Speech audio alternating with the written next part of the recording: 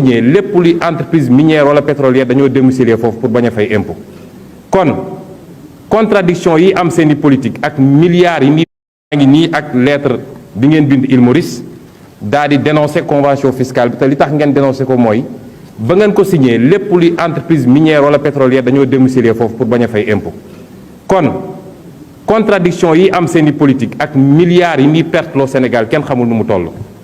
ñaareel bi mooy réew yooyu dañoo moom seen monnaie dañoo am seen monnaie am banque centrale boo xam ne mooy définir pour émission monétaire bi mooy définir les taux d'intérêt waaye mooy définir surtout la politique de change loolu amu leen ko kon amu leen politique monétaire ñett mooy yor mbir mi politique monétaire politique budgétaire ak politique fiscale amu leen politique monétaire politique fiscale bi baaxul su ngeen bëggee leb ci condition boobu di tëkkale seen bopp ak France wala États-Unis da ngeen di ndax seen bopp ñeenteel bi mooy réew yooyu fexe nañu ba seen alal seen ressource naturelle ñu gérer ko ci ni mu gën a baaxee fii nag du loola te suba dinañ ko wax ak ministre du pétrole parce que xaju fi les pouvoirs publics ñu ngi war a voter 120 milliards pour les pouvoirs publics 77 milliards pour présidence de la République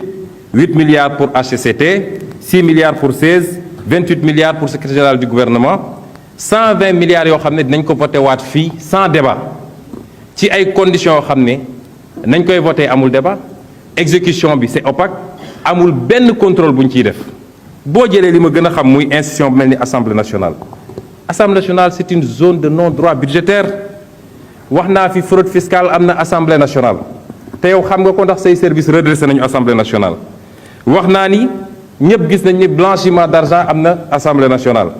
j'espère que sax blanchiment de drogue wala drogue bi ñuy tudd egsi wu fi ndax am na député boo ne xam na ci lu bëri. wax naa fii ni blanchiment d'escrocs publics am na assemblée nationale ndax commission d'enquête parlementaire bii doon essayer blanchir ay nit j'en profite pour féliciter l'OFNAC qui a déposé son rapport sur la table du procureur qui a confirmé li mu wax yépp ci 94 milliards yi et qui a demandé l'ouverture de poursuites contre les personnes concernées gàcce dina am fii ci assemblée bi. ma waxaat ni non respect des règles de passation de marché public am na assemblée barki démb directeur général ARMP wax na ko surfacturation des prestations am na assemblée et j'en profite pour demander bu OFNAC wooteete nag na assemblée uyu ji ci dossier boobu. wax nañu distribution d'argent léegi rek am na ancien groupe parlementaire ancien président groupe parlementaire bu ne 10 millions yi mu doon jot da ko doon séddale. ma ne na ngeen yërëm sénégalais yéen monsieur le ministre. budget bi mun naa ne 86,8% recettes yi travailleurs yi ak ménages yi ñoo koy supporter 86,8%. entreprises yi Sénégal duñu fay suffisamment d'impôts te ña ca nekk di def seeni luubal parce que li tax travailleurs yi di fay mooy dañ leen di retenir à la source ñi ca nekk di def seen luubal bu ñu leen jàppee ba redresser seen ci ay milliards yow mi yaay jël sa big ne baal naa leen ko gis nañu remise gracieuse yi. gis nañu amnistie fiscale yi ak yeneen ci ay entreprises yoo xam ne yu solvable la ay milliards ñu koy sànni ca booba jamono boutiquier bi nekk fii ci bopp koñ bi su fayul patente 50 000 ngeen envoyé ñu tëj boutique am yërëm leen sénégalais yi chaque fois su ngeen buggee atteindre seen objectif lu ngeen di def créer de nouvelles taxes yoo xam ne ñan ñoo koy supporter c'est le petit peuple c'est les petits sénégalais et c'est les sénégalais d'en bas mais ñi war a fay duñu fay daaw lu ngeen def créer ngeen une taxe sur le ciment.